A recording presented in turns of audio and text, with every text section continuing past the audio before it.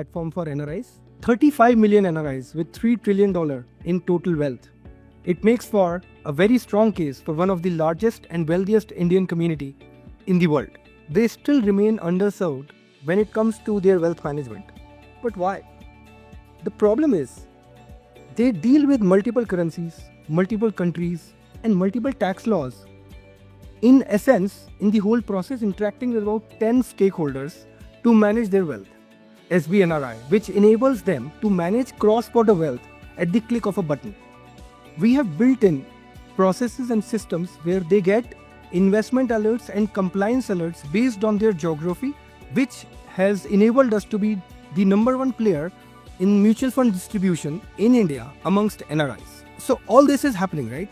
But what makes the market really lucrative today?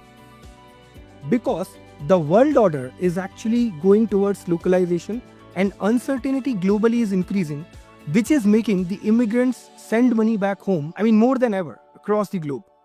What is our ask? Well, one of our largest community, of course, stay in UAE, and we have active clients already there. Until today, we were acquiring all the users and managing everything digitally. And so we are planning to be physically present. And the ask here from the UAE SEPA Council is twofold. One is partnerships. So there are local banks that exist there who have Indian experts as their customers, and IFAs that exist who have Indians as their customer. So we have a wealth stack built in for India investments. So we would want to leverage that distribution. And second is, of course, capital from the existing players that exist there, both from VC, SPE network and the existing strategic capital. Great framing of the opportunity, but two questions. What are NRIs and what is the technology? So it's non-resident Indians. The technology actually is there are multiple asset classes that exist in India, A. And B, there are multiple accounts that they deal with.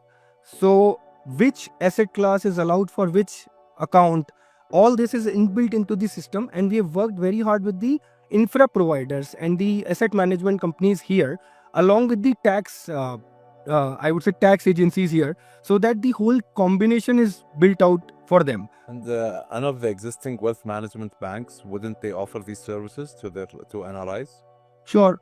I think again, so that's why we called it like new generation, because whatever is built in from an India stack perspective. And all of these banks and all of the financial institutions that are being built in India are built in with a resident focus. And I'm sure this is how it has happened across the globe.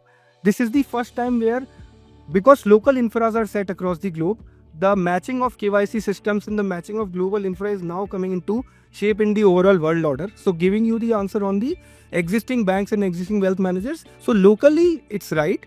But when it comes to NRIs, the focus is 20% and it is being built in the past 30-year fashion for now. How do you plan to seamlessly integrate with banks? And the second part is the education. How would you educate him that there is no differentiation in what he's going to get? There are multiple compliances that we have gone through in UAE.